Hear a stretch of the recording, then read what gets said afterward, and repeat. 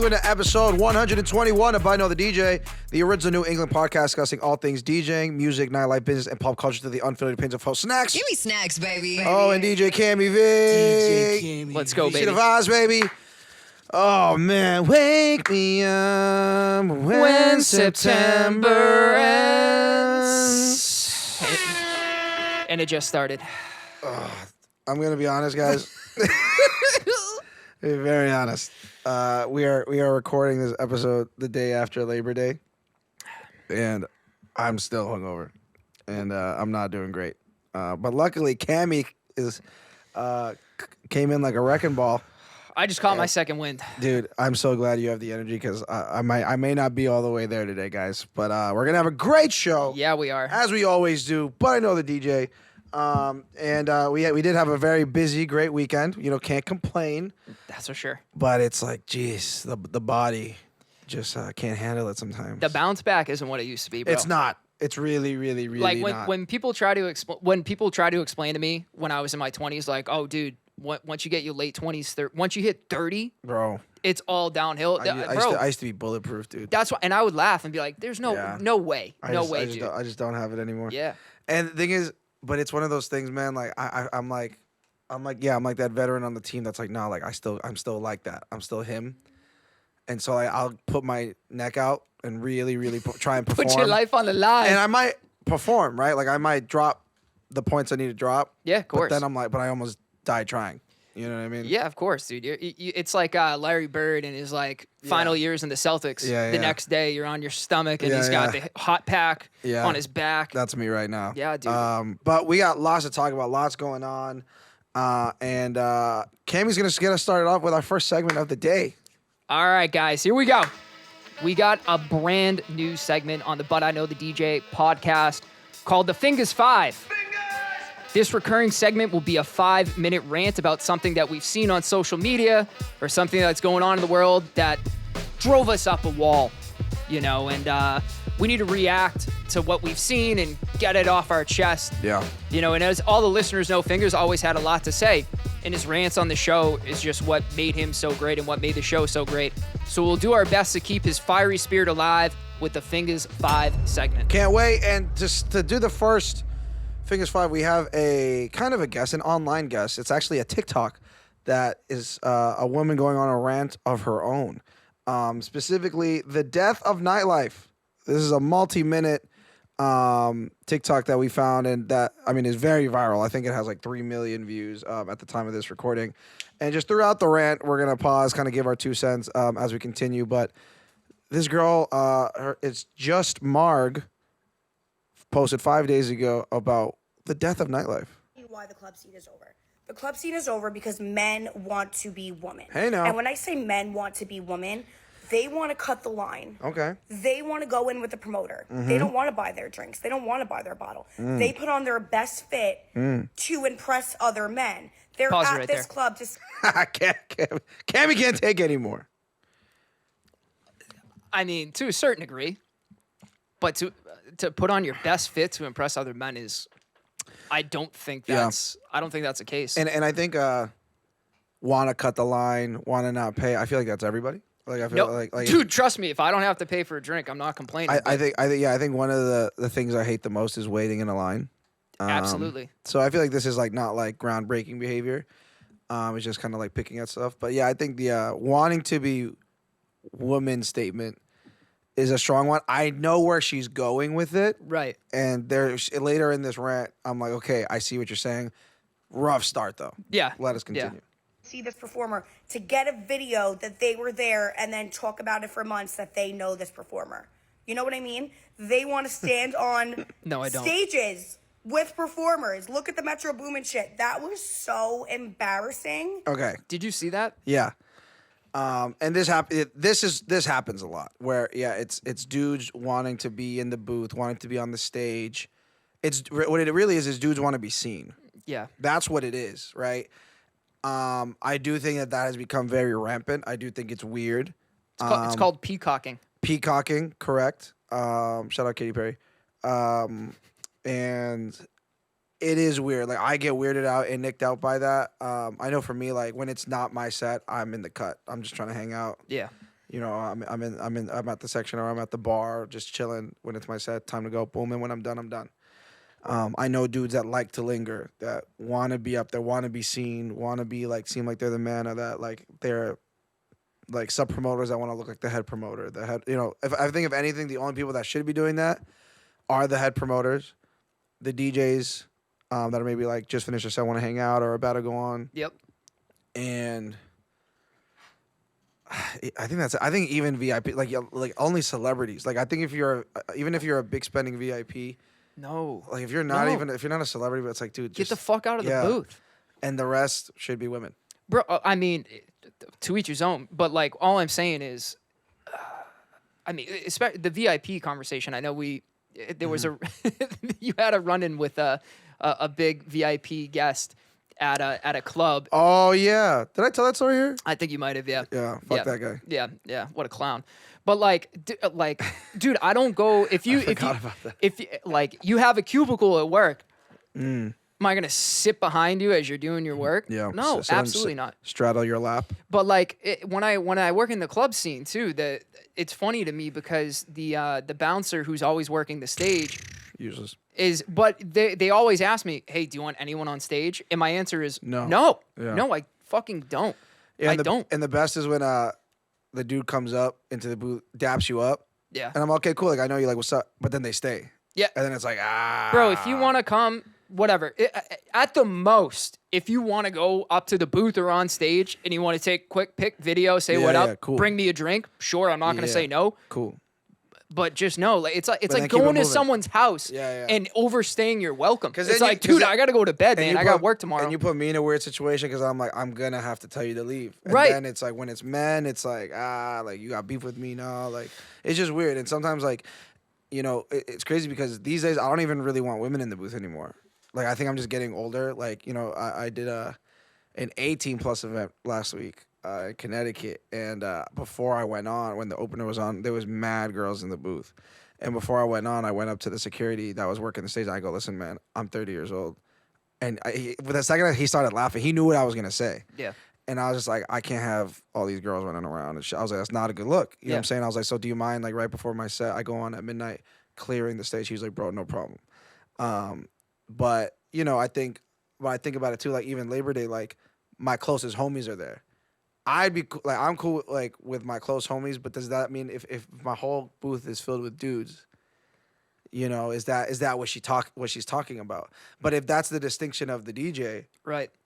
you know what I'm saying? It's like, okay, I'd rather be surrounded by my boys because my boys are other DJs and Yep. they know not to touch me. They know not Well, to whatever. that's a they big know to thing. take videos. Yeah. Like Chris, shout out Chris. Yep. Chris has been to so many of my gigs that he knows that he needs to take videos of stuff Yeah. and send it to me. Yep. You know, all y'all, like, we all take videos of each other, Right. you know, if we're at each other's sets. So I'd rather that, but then I think about it again, like the Labor Day party, like there were videos and it was just the homies and me. Is that what she's talking about? I think she's probably more talking about like the general consumer and the VIPs, like trying to be bigger than they actually are. But like, dude, even when I was single in my single days when I was DJing, Yes. get these feral barn cats out of the fucking booth, dude. Leave me the fuck alone. Don't touch the equipment. Don't ask Yeah. if you can grab the mic and sing. Yeah, dude. Get out of the booth. Who Get raised you? out of the booth. Who raised y'all? Let us see what else she has to say. So embarrassing. At least if you're going to be a man that wants to stand on the booth, stand on the stage, stand at the section, at least bring a vibe. You're all just standing there looking at each other, clocking each other. I'm like, what's the point? That's how you That's know a- it's not our homies because Yeah, because we bring too many vibes. This is something that I think is for both men and women though, because yeah. last week was a week. Last week I was in a section with the homies, and it wasn't my section. I was a part of it, but it wasn't mine. So like there was a lot of people that I didn't know that were also in there. Yep. And there was a lot of, you know, women that were there, looked very nice, whatever. I would say 90% of them were just sitting on their phone. Just like taking up all the space of like the couches and shit. What are you adding? And there was a point where I look at my boy and I'm just like, dude, like these girls are not a vibe. Like they're just sitting there waiting for something to happen.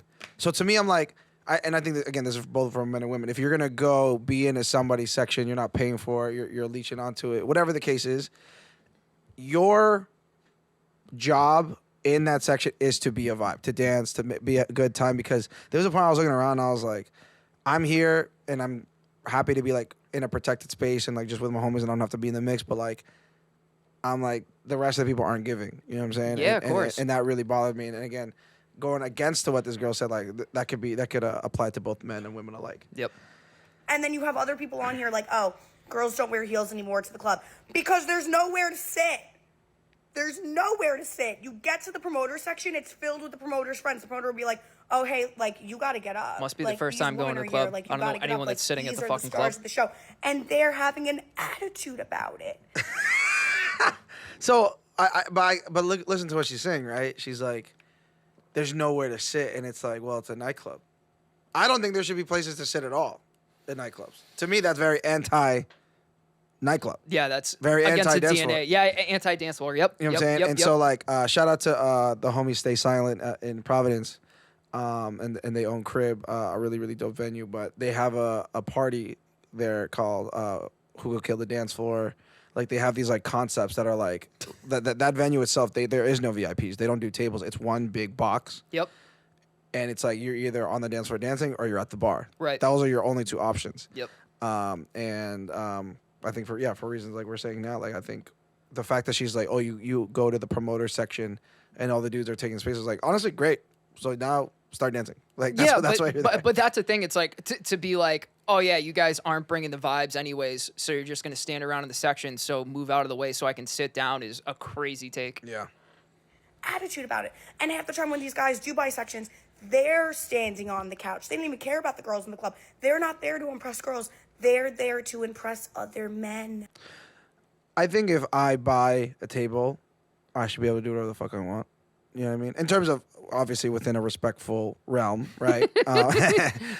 Snacks takes his pants off, starts waving over his head. But I think like being like, oh, like yeah, they paid and like they want, like honestly, if I want to stand and like look around and have a good view of what's going on and be able to do my thing, I feel like that's totally fair to do that. But again, being a girl, like she's like admittedly being like, I'm a girl and I just leech on the tables and stuff. Why aren't they giving me what I want? It's like, it's like you're kind of asking for a lot because at this point, right, the way nightlife is for women is they want to show up, right? Well, one, be invited out. Yep. Be wanted to be there. Yep. They want to skip the line. Yep. Right. They want to not pay cover. Yep. They want to walk in with the promoter. Yep. They want to be immediately walked into the section. Like it's all Yep. like these things that Free drinks. free drink. They want other men to buy them drinks. Like it's all these things that at the end of the day you're kind of relying on the men to do. Yeah, or the people in charge of that night to do for you. Yeah. And then we get to step 8, and now you're complaining. Dude, no wonder why single dudes don't even want to go out anymore. This sounds miserable. Well, that's what I'm saying, right? Yeah. So then, if that's your nightlife journey, right? If that's the night, the journey of the night, it seems like you need certain players at each level to play their role, Correct. right? So you need someone who paid for a section. You need someone who, like, if you want to go and skip the line, there needs to be a line that's made. There needs to be someone who is dictating this, and like it's very counterproductive. I feel like what she's saying. To post on their Instagram story, they're acting like they bought a plot of land in the club. And I don't even go I mean, for a night, I kind of did. to the club anymore. I leased it. But when I do work at the club, I've even noticed this myself. It's insane work. You're in a bathroom line, no guy's letting you cut. You're at the bar, no guy's offering to buy your drink. Listen, I don't. This is the craziest pick me energy I've ever heard in my life. I don't remember the last time I bought a girl who I didn't know a drink, because it's just like this whole like, yeah, I'm just a girl and I'm just gonna show up and expect guys to buy drinks for you. That's fine, that's cool, and I love that for you. It's not gonna be me. And they don't even dance. Like, they don't even, like, what are you doing there? What are you doing? So this is halfway into the rant. This is where I finally start agreeing with her. Right. Okay. Right. The big issue with nightlife and right now is people showing up to do everything but dance. But dance, yeah. There. It's so embarrassing. Like, it used to be the girls' show.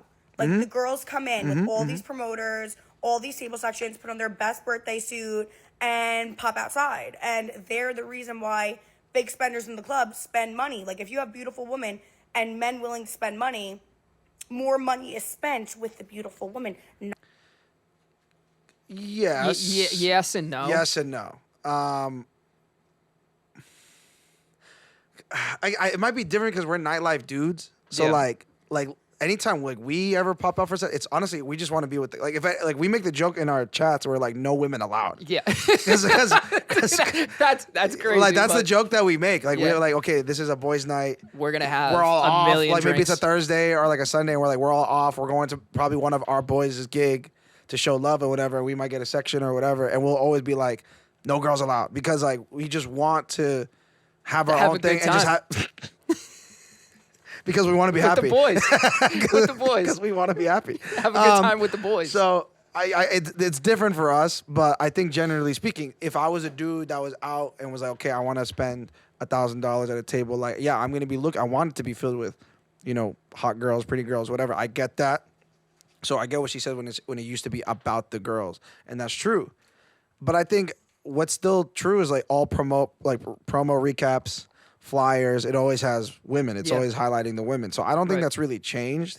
But I think the difference is I'm the coolest dude in the room culture. I think Right, that's yeah. really what it is of social media. So I'm on Snapchat or Instagram Live, whatever, taking a video of like, yo, this is me. This is my section. I'm the king of the room. I'm the coolest dude. Look at my fit. Look at my chain, whatever. That's rampant. Yeah, no, for For sure. sure. For sure. And I don't think, let's put it this way, right? Like, I don't think that what she's saying is like far off from the pulse. Like, I know we picked her apart early on and stuff. Yeah. But I feel like the place that she's coming from with presenting this information is wrong. Like, she's voicing this for the wrong reasons, in my Yeah. opinion.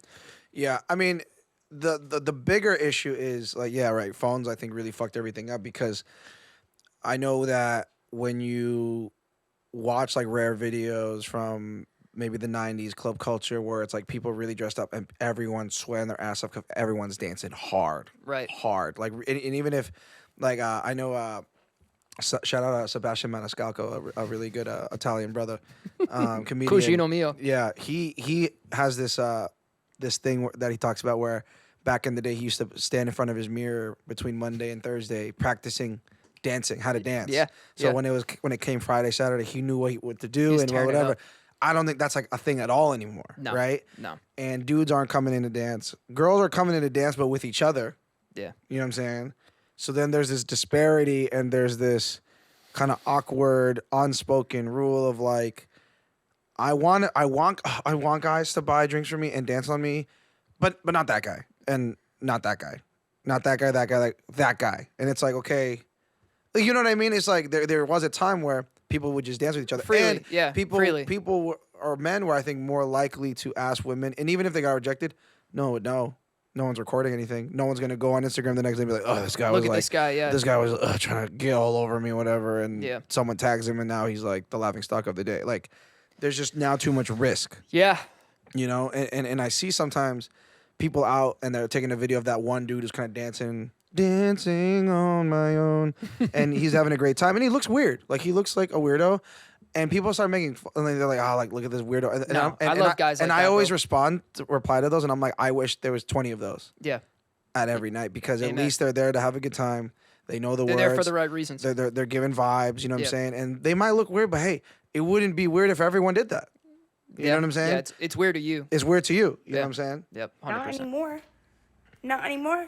There's not even money to be made in the club because there's nobody on display besides these men in their Amiri jeans and their borrowed chains posting for an Instagram story. It's actually embarrassing. But it's tough, right? Because I remember there was a promo team that tried to do a ladies' night where I forgot how they did it, but it was, I think, like discounted tables if the table was under a woman's name. Like if I remember this. if it was like a woman or like an all-female table, something like that. Yeah, And I understood what they were trying to do, like trying to get the ladies going, yeah, whatever. yeah, of course. They sold no tables. They had to cancel the event. Because guess what? Women don't want to buy fucking tables. Yeah. Women don't want to have to be the ones spending the money, right? yeah. So it's like, okay, so the men have to be the ones spending the money. The Yep. men have to be the ones getting the sections. Cool. God forbid they want to do what they want now. So it's like, tough. Aren't you embarrassed? That's Sebastian. And I knew Maniscalco. this plague was upon us when I kept seeing the videos of all the men dancing on elevated platforms at Club Space. At Club Space. Fighting to be in the DJ booth with John Summit. Like, Yeah. the math isn't mathing. And I think this is genuinely a reflection of where we're at as a society. Women are fighting for their role. It's crazy. So that's the entire thing.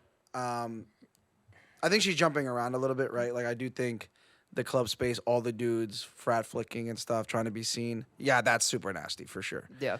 I think if it's thinking of specifically Club Space, like, it should be, if you are visible, you should be a woman. Like, let the girls be hot, let the girls have their moment, let the girls be the main characters. I'm cool with just like being in the cut. Yep. And whatever. If I'm surrounded by shorties, hey, that's the lifestyle I chose. You know what I'm saying? But yeah, when the dudes are trying to be seen, and there's dudes like that, bro, in our scene, that just want to be seen, and it's like pretty. It icks me out a lot. And I've had to check some dudes too, where like I'm like, yo, like, can you chill out? Or like, yo, like you're kind of getting in the way. Yo, like, this is my set, not your set. You know what I'm saying? Like, Of course. and not having that awareness is like very wild to me. Yep. But I think the biggest thing, and I say this all the time, is like keeping our patrons accountable. Yep. Like, we need, like, the fact that now dance, like, coming to the club to dance is now a party theme is wild. Isn't that crazy? Yeah. Yeah. It's Where are super we at? wild. Where are we at? It's like, what are we doing? Yeah. And it goes down, I think, in the way that the DJs can contribute to this is, I think, playing party, dancing, singable music. I think it's tough with the state of trap music and the state I was of gonna say, hip-hop. and when was all that music made? The dancing music, Yeah, majority. yeah. 2000s, 2010s, and before, and then all the years before. And that. then you have these other tangents of people like, why are we playing this bullshit music from play the new shit? And it's like, well, that's not conducive to dancing. So yeah, I think you can't have it both ways. I think of like our Saturday night where it's like premiere hip hop night, whatever. But I'll still randomly drop like a Rihanna record and be like, yo, like, let's just like dance and have fun, have a good time. Like, to me, I'm like, if this is on paper timeless club record, right? Like, I think of a song like Where Have You Been or like Only Girl in the World, where these are like timeless club records. Yep. Why is it weird to play the timeless club record at the club? Like, it's very weird to me, you know what I'm saying? And I have dudes like kind of these dudes with the Amiri jeans in the section like give me a face when I'll drop something like this, and I'm like, okay, but all the girls finally got their hands up, they're singing, they're closing their eyes, singing as loud as they can. I'm giving you a layup. Yeah, and I'm helping you. Yeah, I'm giving you a layup, bro. And but again, you're the guy who's mad because I'm not playing like fucking The Trap or Die. Yeah, I'm not playing like G Herbo for you and your boy to like G-Herbo. to like sing to. Yeah. So in that regard, I agree with it, right? Yeah. No, I agree. It's like, oh, y'all want to be the main characters? I'm like, come on. You know what I'm saying? Yep. And there's a time and place, right? There are points of the night where I'm like, yo, where my fellas at? Let me play some fucking oh my god, what's his name? Boss Man and shit. You know what I mean? Yep. But that's the thing. Boss Man makes music that is like women like too. Right. You know what I mean? Yep. Real Boss and Richie. Oh, yeah. I mean, yeah, I remember when Help Me first was a thing. I still fucking love that record. I like the song, but it's such a Trap or Die record. So it's like, and the people that usually want it are like the Trap or Die dudes. Right. And it's like, okay, like I'll drop this, but now I'm like, like the girls don't know what to do. They're kind of like looking around being like, I can't really dance to this because it's definitely not a danceable song. Nope. And now all the trappers are like mad amped up, standing on the couch. Yep. And I'm like, see, I'm like, right now the vibe is a little bit flipped. How do I get out of this? Mm-hmm. How do I work my way out? How do I get back into the dance floor? So it's like, to me, I'm like, I end up not playing it anymore because I'm like, it makes my job harder. Yeah, that's fair. You know what I'm saying? Yep. But not for nothing. You ever been to a gay club? Oh yeah. Yep. Bro. Yep. Gay clubs are lit as fuck. Bro, there's one in Maine that we go to. So Vanessa's parents have a place in a Gunkwit in Wells, Maine. So a Gunkwit downtown. Yeah. Main Street is the name of the club, and that place is bro. Everybody's dancing. Yeah. So obviously just different culture and vibes, right? In terms of like social, the social ecosystem is just a little bit different.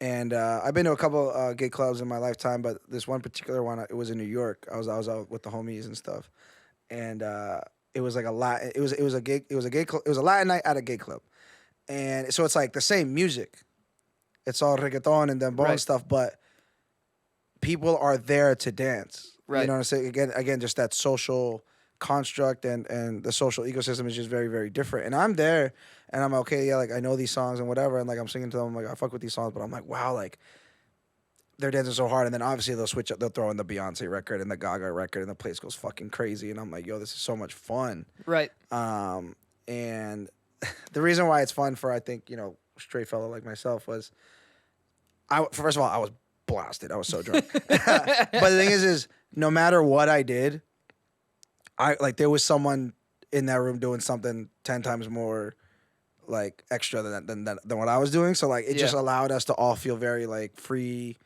and like have feel very loose and we had a great time. You know what I'm saying? 100%. So it's like when you go into other. I feel like in those environments too, there's less. It's interesting. There's, at least from my experience, there's no one's on their phone and stuff like that. Yeah. You know what I mean, like, bro? Everyone is in there to have a good time, like, right. And so it's interesting when you and that's why I encourage people to like go to a different scene. Yeah, you know what I'm saying? Like, I know that people really want to be surrounded by other people that are like them, that look like them. Like, I get that, but on a day off, or when with a friend randomly, just like fucking shuffle the deck and like go somewhere that you're not used to going to, different scene, and just going with an open mind and like really see how that scene like operates and how it works. Yep.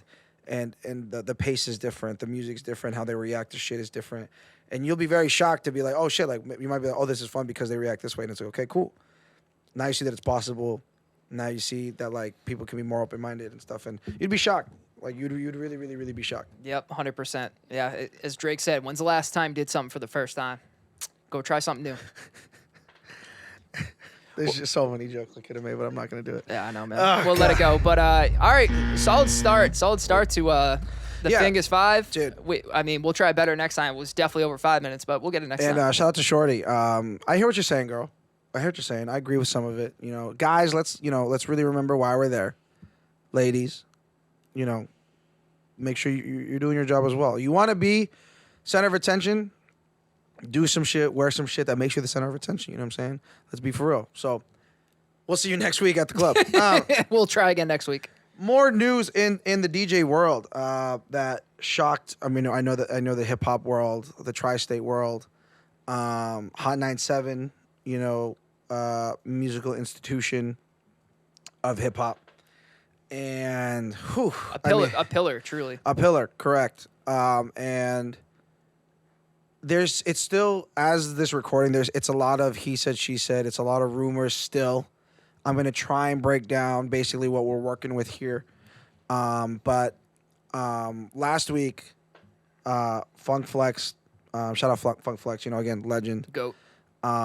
Made an announcement on his Instagram, I believe, that was like, yo, I think Monday, Labor Day is my last show. So he had the Monday night, 7 p.m. slot. Yep.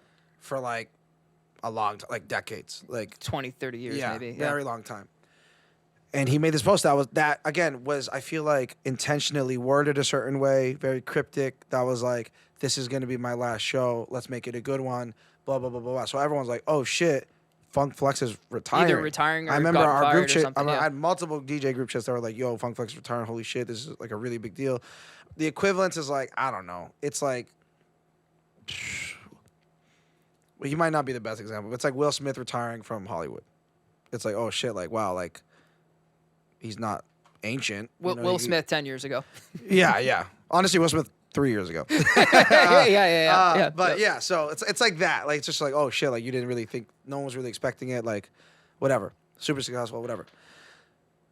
Hours later, then also Hot 97, multiple decade, very popular DJ Enough announces that he is retired, or that he's retiring from Hot 97, that he has one more show or whatever on Hot 97. So to me, I remember being like, wait, so you're telling me both Funk Flex and DJ Enough are leaving Hot 97 at the same time? Same time, yeah. I was like, what the fuck is going on over there? And then there's like rumors of Camilo and stuff. Yeah. Shout out DJ Camilo, another legendary New York DJ who's been there forever, is like leaving too. And I'm like, yo, what the fuck is going on? Then it turns out that, Funk Flex isn't leaving. Funk Flex is just having a different time slot. Yeah. The new time slot is what used to be DJ Enough's time slot. So it's like, oh, okay. So now only DJ Enough and Camilla are leaving. Funk Flex is staying, but he replaced. Like, so it's like very like, whoa, what's going on? Right. Then there's all this talk that like DJ Enough was saying that he feels. I watched the interview. He said that he couldn't prove it, but he felt that Funk Flex was pushing him out. That he's the one who got him fired. From my understanding, is that there was new structural stuff with the radio station, just via like new ownership and stuff, which happens very often in radio, and they just wanted they wanted to make some changes. Inevitably, someone was gonna leave. The question was who. And basically, how I understand it is kind of Funk Flex kind of weaseled his way around getting fired in the expense of DJ Enough and DJ Camilo. So that's how I understand it. And I don't know, like the Instagram comments, like the discussions, I've been hearing a lot of snake shit. And it's tough though, because Funk Flex is not really the best DJ. But is so iconic in the sense that he's broken so many records, the freestyles, the freestyles, the interviews. Yeah. So he's very, very important into New York hip hop and then hip hop culture in general. But some pretty weird and disappointing behavior from him. And again, I'm sure more will come out in the next Yeah. couple days too. But yeah, just from the information we have now. But it's also some commentary as well on how radio is changing. Yeah. Let's talk about it. So, like, I mean, 20 years ago, Hot 97, I mean, Hot 97 is still quite important, but at that time, Hot 97 was an institution. Like, it was, like, really, like, the source of new music, where to hear, like, the remixes for the first time. Like, it was just such a monumental station and institution for hip hop. It was the place before, like, you know how like now Spotify is where like people became like their own DJ, so to speak. Yeah, DJs at that time were still the ones almost deeming, hey, this is hot, this isn't. 100%. And that has obviously changed a lot over the last decade or so. And but they're still doing their thing, making content on YouTube, Instagram, stuff like that. They're finding new ways to adapt. But the way I understand it is that they're looking to bring in younger talent, people that are like more relevant. And so, you have these DJs who like Camilo and Enough, I think, are in their like 50s. You know what I mean? And they've been around a long time. They're legends. They're great DJs. But it's one of those things where it's like, okay, like at what point do we keep this talent and not bring in new talent, right? And so it's tough. Yeah. I understand it, but I think like if you remove the Funk Flex thing, if it was like, hey, like Hot 97 has let go these DJs and stuff, it's like, okay, like, and we talked about it with Real P, right, on the last episode of like, when does it end? Right. Right. And I think hip hop, DJing, club culture, people put this kind of like inevitable age limit on it. You know what I'm saying? Of like when shit's cool, when shit's not, old man vibes. And there are people that like push it. Like I think like, again, Camilo's a great example of like, he's as young and youthful as he decides. You know what I mean? Right. Really good energy. So it's tough. And streaming's obviously changed a ton. And people say radio is dead or is dying. I disagree. You'd be shocked of how many listeners like radio still has. Radio, yeah. It's a different demographic for sure. Yep. But radio, I mean, is still like, I remember Pup Dog, shout out DJ Pup Dog. I think he recently had like an anniversary of how long he's been on radio and stuff, and it's been a long time. And he shared this clip where he was like, people thought radio was gonna die when CDs came out, when the multi-track CD player came out, when the iPod came out. Like, what he goes, we survived all these things. Yep. And radio is like still huge. I mean, the business has changed a lot, but it's still kicking. You know right. what I mean? So, right. As someone who plays on the radio every week, make sure you check me out. Check out my Mixcloud for all my all my mixes that I upload. Shameless plug. It's tough to say that it's dead or that it's dying. It's definitely changing. Yeah, it's changing. But shit, I mean, radio's radio, man. It's very, very powerful. Very, very powerful, and has a lot of money in it. Yeah. A lot there's of money. a lot of money, not only from advertisements, but I mean, elephant in the room, labels. Yeah. Still pumping a lot of money into it. Yeah, absolutely. Absolutely. And it's one of those things where you can get tired of a song because of how much you hear it on the radio. Yeah. Still, yeah. And similar to the radio in the DJ world, streaming is affecting the record pools as well. Yeah, I saw that. BeatSource came out with a huge announcement. BeatSource, I plugged BeatSource multiple times for no reason. I do not get paid for them, but a lot of DJs use like Tidal. Yep. Streaming for their DJing, which I think is stupid as fuck when BeatSource exists, because BeatSource does the exact same thing except actually organizes playlists, organizes crates, has intro, outro edits specifically for DJs. So to me, I'm like, if you're gonna use one and stream one, use fucking BeatSource. BeatSource, yeah, that makes more sense. So, and BeatSource is cool. Like I have it because not because I stream. Sometimes I stream, mostly for like private events, and it's very, very useful. But I mostly use it for its curation. They have like really good curators of different crates and playlists and stuff like that. So when I'm doing my research, BeatSource is one of my resources and tools that I use. They recently announced that they are now offering exclusive edits. I think they call them exclusives. I think. Mm-hmm. Now being able to be streamed, because the thing about streaming was it was really just the original tracks. Them introducing the intro outro edits was huge for that reason. But now edits. So now the fact that they're having their exclusive team of editors, very similar to a record pool, and now you're able to stream those, is a really, really big deal. An even bigger deal is who the editors are. And I don't know what money they threw at some of these editors, dude.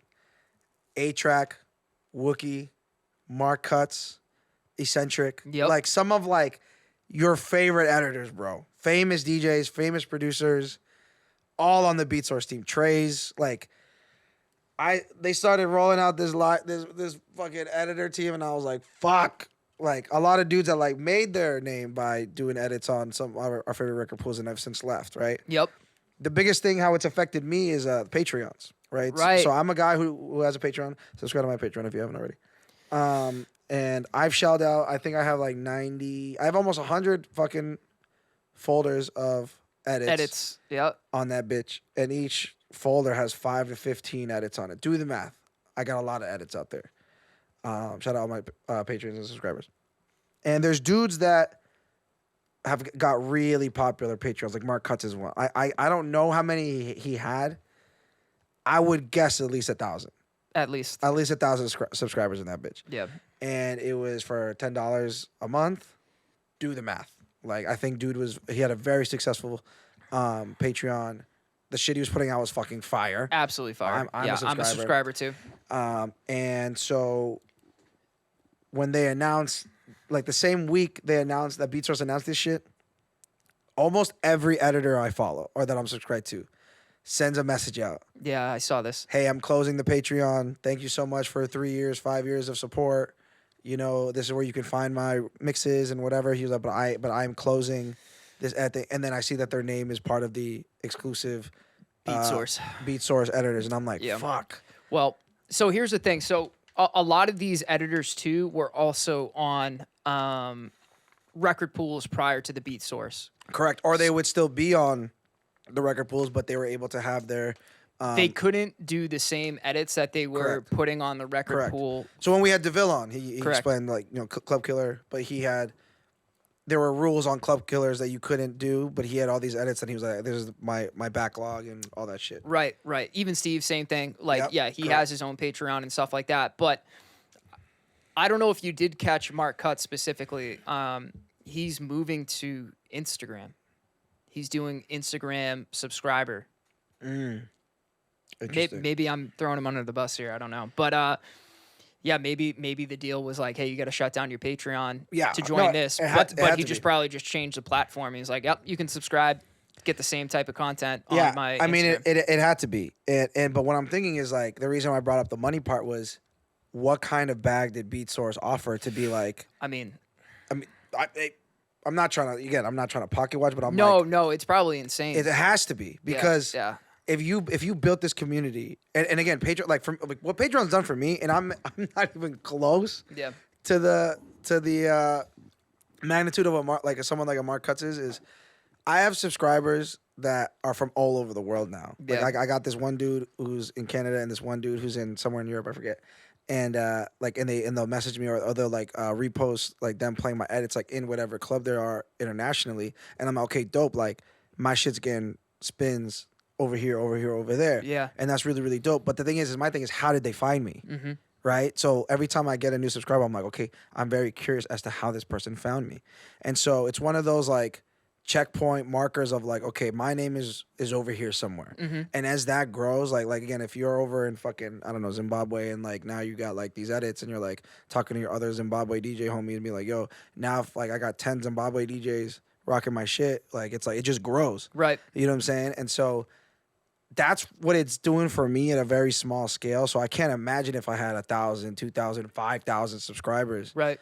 Of like of how many people that really touches. And how you could just walk away from that to.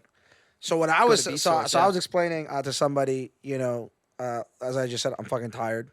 My body doesn't bounce back the same way that like if let's say, you know, let's just do it. So my Patreon's also $10 a month, right?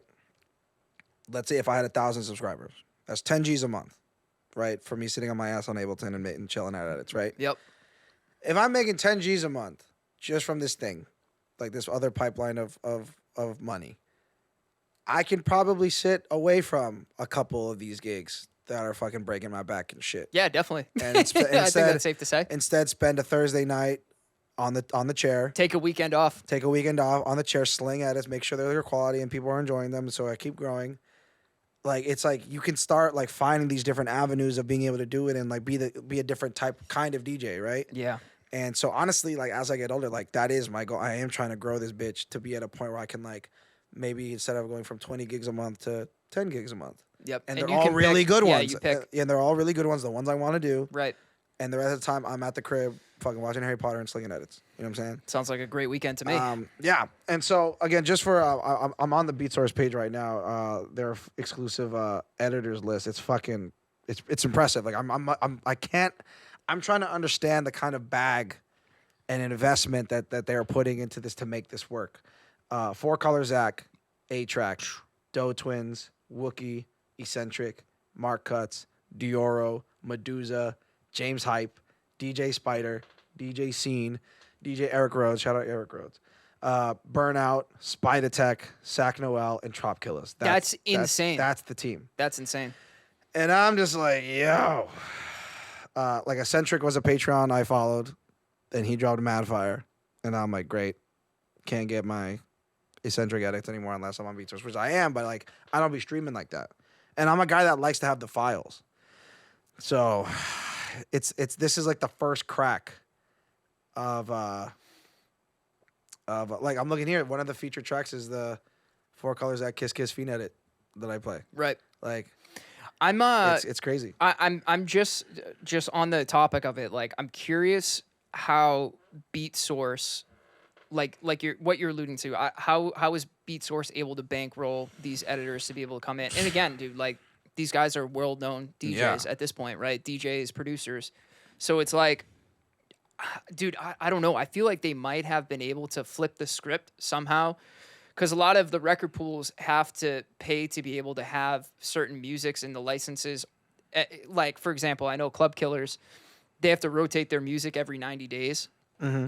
And like you typically can't find older music on record pools because it times out unless it's an edit. Right. So I'm curious to see if Beatsource was able to get like, hey, if you want your music on this, like you have to either like pay to have the license. Like I don't really know how the distribution of like the music works and how they were able to pool this money. So I know that they got the yes from all 3 like major record labels to be able to make this happen. Like that was like the code that they took. It apparently took years to crack that. They've been having these discussions for years. Right. And that they finally cracked it, and that's what's allowing this to happen. But as far as like the behind the scenes bankroll and like for them to have the rights to the music and then how that ultimately gets distributed to the record labels, and then now the editor. Like Maybe I don't they're just know. maybe they're just betting on themselves at this point. Hey, we'll front the money, and then we're Maybe. buying these people's followings to be able to subscribe, and that's how we're gonna make But it back. this is like to me like the similar way of how Spotify and Apple Music kind of like killed like CDs and albums and stuff like that. Like I think this is the start of the demise of the record pool. Yeah. Because to me, I'm like, okay, you've got some really good editors. Like there's a few guys that I'm like, if you get this guy, and this guy, It's a I don't wrap. know why I would be on some Anything of these else. record pools. You know Yeah. what I mean? Yeah. I'm like, fuck, like, and that's what starts the monopoly. Yeah. Right. Yeah. And I'm like, this is like that first Infinity Stone that like, okay, they got one, and now it's like if they do this and this and this, oh man, it's gonna be I know. wild. Yeah, they're in trouble. And again, if it works, and I don't know if what their spike in like signups and subscriptions Yeah. has looked like, but if it becomes something that is like very, if it spikes like crazy, and they're like, fuck it, like let's add 20 more dudes and like get the money, and they're like, so like get these guys, the top 5 guys here, the top 5 guys there, and then fuck, dude. I know. Yeah, dude. So Crazy times. point is if you do want some edits that no one else has, you can subscribe to mine. Because I'm not significant enough to be considered. Maybe one day. Maybe one day. Yeah, we'll see Snacks on Beat Source one day. Which would be sick, Once you but get that email that he's shutting down his Patreon, you know where he's going. you know where the fuck we're at. But again, yeah, I was like trying to like do the math, and I was like, yo, what did they get offered to I can't imagine. to shut down their like personal marketplace to be part of this bigger thing? I was like, yo, that's just crazy. Fuck. We'll see. Lastly, we will finish the show by, as always, getting pissed off by some kind of reputable. we like a good list. We always love a good list. Jesus, sorry about that. We have here Billboard's top R&B hip hop albums of the 21st century, and as you can imagine, this list is pretty fucking horrible. It's insane. So obviously we're not going to go through all 100. We're going to mention some things that maybe shocked us or is like, yo, what the fuck is going on? We should work backwards, no? At number 100, who is Jill Scott? Words and Sounds, Volume 1 by Jill Scott. Sure. I think Jill Scott, is a very underrated singer. To me, I'm like big auntie vibes, you know what I'm saying? Like, I think the aunties really fuck with her, but I don't think any of the kids right now are really pumping Jill Scott. Quality-wise, though, I could argue that this could be higher. In the 90s, for example, number 93, The College Dropout, Kanye West. I mean... That's insane. I mean, I think that's a top 50 hip-hop album of All time, yeah. Right? Yep. Drake's Nothing Was the Same, which many would think is his best album ever, is number 88. Yeah, once I saw that, I was like, all right, I got to buckle up. Yeah. Marshall Mathers LP by Eminem, 81. Like, these are crazy. And this is, again, the 21st century. These are certified classics. So these too, are not, yeah. this is not including Golden Era. Like, this is tough.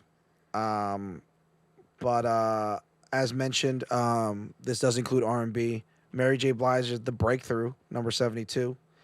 What else we got here? XXX Tentacion's Question Mark. Is that what people call the album? Yeah. Number 70. Real high. Kendrick Lamar's To Pimp a Butterfly. Number 52. I know Hills is really disappointed about that. I know Dylan's livid right now. Yeah, Dylan's down bad. Hills is down bad. However, Metro Boomin's is Heroes and Villains 49. Very wild. Beyonce's Lemonade 43. I think that could be higher. For sure. Lil Wayne's The Carter 3 39. I don't think that's badly placed. Bruno Mars's 24K Magic 38. 50 Cent's Get Rich or Die Trying 35. Interesting. Yeah, this It's is just crazy. very, very Yeah, interesting. Yeah. Macklemore and Ryan Lewis is The Heist number 30. I know that's EJ's favorite album. Come on, John. I'm about to pop some cash. Only got $20. Sing it. No? All right. Usher's Confessions number 19. Now we're talking. But fuck, Drake's Scorpion number 15. I don't know, bro. Part of me is like, dude, I know it's Billboard that did this, so are they just going based off like the hits and the numbers? Because Scorpion did have where's So Scorpion's above Views. Views at 17. In between those is The End by Black Eyed Peas. So This is crazy. I just don't really know. I just don't really get it. Certified Lover Boy number 11. Like I just don't really get it. You know what I mean? Yeah. Certified Lover Boy being pretty much top 10 basically is what they're saying. It being number 11 is pretty wild. Yeah, and it's dude, that's insane. I know that album specifically was his highest first week numbers out of all of his albums that he's put out. But like if we're being honest, that's like in the bottom third of his catalog and bottom third at the bottom. Something worth mentioning is, according to Billboard, the rankings are based on performance on the weekly top R&B hip hop albums chart from the start of 2000 to the end of 2024. So that's why we're seeing a lot of these newer albums too be higher up the charts because so this really doesn't have anything to do with maybe quality or the actual content of the albums, but more so their performance. But even that, like, let's get to the top 10 here. well, something that's really difficult for me, like My Beautiful Dark Twisted Fantasy isn't anywhere on this. Yeah, that's insane. Graduation isn't anywhere on this. I'm just Yeah, I don't really know, bro. again, if Fingers was here, this would be a very wild segment. This would be a 2-hour podcast. Okay, so the top 10. I want, if you're listening, to really think about this for a second. really, really close your eyes and be like, okay, Billboard performing From the year 2000 and on. 2024 hip hop rap, hip hop and R&B. Maybe your favorite albums of the last 25 years. Albums worth noting, etc. Okay. Now let's go backwards, right? From 10. Goodbye and Good Riddance, Juice WRLD. Okay. 2014 Forest Hills Drive, J. Cole, number 9. I'm not mad I'm at not it. upset by that at all. That's the no features, right? Platinum Insane. with no features Grammy, right? Yep. The Highlights, The Weeknd, number 8. Damn, Kendrick Lamar, number 7. No comments? What am I going to say? Shoot for the Stars, Aim for the Moon, Pop Smoke. Shout out Pop Smoke. That's very high, but I do Very love that high, album. very I high. love that album. Yeah, very, very high. Number 5, Hollywood's Bleeding, Post Malone. I mean, you got to have a Post Malone on the top 10, to be honest. He's very, very successful. That's also very objectively not even close to being one of his best albums. Right. I agree. Number 4, SOS, SZA. Honestly, not mad at it. Bro, that's, A little high. I don't know. R&B wise, that's Oh, probably, yeah. that's got to be number. But then you think of, again, the Mary J. Blige joint, like any of Beyonce's joints. Like, I know, but dude, I do that love album's SZA, though. insane. Yeah, I do That love album's SZA, insane. though. Love me some SZA. Love that project. Number 3, Take Care, Drake. Now we're talking. That's why he's the GOAT. The GOAT. Number 3, it's high, though. I mean, again, by the numbers though, think about it this way. It just I just saw, I think it was like 4 million streams or something, or I forget what the fuck. Something 4 crazy. 4 million units or something like that. And Drake is Recently. Mr. Billboard. Yeah. He is Mr. Chart Topper. More hits than the Beatles. The check picker upper. So not. So Take Care's at number 3, right? Yep. We got 2 more spots, and it's crazy because of the duality between these, the juxtaposition with these 2 projects Yeah, I know, bro. is wild. Yep. So number 2, do it. Good Kid, Mad City. I don't remember Well, off the top of my head. Yeah, it's Good Kid, Messy, but I was asking you to do the Austin Powers impression. Number 2. Thank you. Sorry. Let's wake up. Okay, come on. Sorry. Good Kid, Mad City at number 2 by Kendrick Lamar. I know Dylan's ecstatic about that one, which again makes sense. I think that's Kendrick's. That's my favorite project by Kendrick Lamar. Same. And chances of Kendrick Lamar being in top 3 of any list is high. It's pretty given after 2024, but So we have Drake and Kendrick. Hey, back to back, top 3. Not mad at it. Makes sense. Who would else be on that level? some would say Kanye, some would say Jay-Z. Jay-Z, right? And The youths would say Travis. It includes R&B, so Beyonce. Beyonce, for sure. Bruno. I think 24K Magic, if it was number 1, I wouldn't be mad at it. I'd be confused, but I wouldn't be mad. The Weeknd. Yeah. huge albums. Huge. Yep. No, how about Lil Baby? Lil Baby's My Turn. That's what I had. Number one for top R&B hip hop album of the 21st century. I don't even think Lil Baby's biggest fans would say that My Turn should be number one of any list. You got this one, King. Dude. Well, I said this off air before the show. I don't think it's a hot take, but maybe it is a hot take. I think My Turn is the best hip hop album of the 2020 so far. It's in the top 3, and I can make an argument that it's at the top. Yeah, and that's all fine and well, but like that also isn't saying much because of how bad rap projects are now. You know what I mean? Like I'm trying to think. I mean, it would be in comparison to Kendrick or Drake. It would be in comparison to like what, Glorilla, SZA. I mean, yeah, just why look. isn't Silk Sonic on this? Travis had an album. Travis, like that's who it would be against. So it's like the competition. Like I mean, think about albums in the 2000s, dude. Well, yeah, that's everyone was dropping their best work. Like, yeah. Was Get Rich or Die Trying on this? Did I say that? Yeah, Jesus yeah, you Christ. did. I think it was like 19 or 30 in that range. Crazy. Yeah, bro. I don't know. Billboard, what are we gonna do? Such a sign of the times. Sign of the times. Dude. I'm gonna go nasty. listen to Lil Baby on my way home. Absolutely not. I don't think I ever listened to Lil Baby outside the club or the gym. And he's fallen off pretty rough too. Down bad actually. I don't know if you've seen the Papes. He's like addicted to like porn and like fucking porn stars. I'm like being dead serious. So he's constantly in the headlines because he's like getting caught like paying like porn stars to like fuck pretty much for a night, or like he'll like buy them like a car or some stupid shit. But it's one of those things though where Here we go. I think as men we just inevitably have these like fantasies, or like have these like unicorn, whether they're celebrity, like Rihanna's a unicorn, you know what I mean? Like you might have these just like fantasy women or whatever. But then if you randomly get up and get a lot of money and you're like, hey, like now I have access to these women. And you're just going to pay them? I'm not saying it's right to pay them. What I'm saying is I don't think it's that crazy to be like, okay, now I'm here. I have access. I have a way in. These women that I used to just be fantasies can now become reality. I don't think that's that crazy. I saw a video of Lil Mabu, whatever that dude's name is, the white dude. What? You probably have no idea who that is. Oh, he's like one of the like Zandout YN rappers. No? Not really. I couldn't even tell you one song this dude made, Okay. but it's objectively not that good. I saw him out to dinner with Bonnie Blue, and I was just like, oh, he definitely paid. But you see what I'm saying? Yeah. You have access. Yeah. Why not?